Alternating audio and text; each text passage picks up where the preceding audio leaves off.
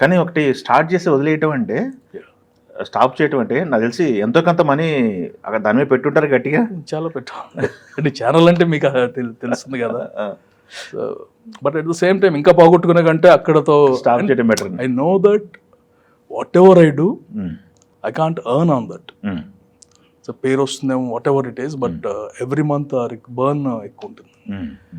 And the avenues of income are different which I'm not associated. And పొలిటికల్గా I don't have any ambitions. So మనకు కాదు అనే దీనికి వచ్చాను. ఎస్, ఆ టైంలో మీకు సపోర్ట్గా వచ్చిన పొలిటీషియన్ ముందుకు రాలేదు అయితే?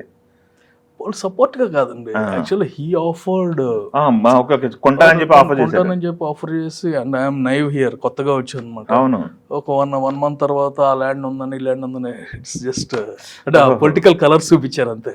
ఓహో, so I don't know him and I don't know what happen to him also. తర్వాత సడన్ గా జంప్ అయిపోయారు, అంటే కట్టలేదు కదా ఏమి. అవునవును, తీసుకుంటానని చెప్పి 1 month టైం పాస్ చేసి వెళ్ళిపోయారు. టైం పాస్ కాదు, దే టుక్ ఓవర్ అండి. Okay, they took over, paper work agreements ఉన్నాయని.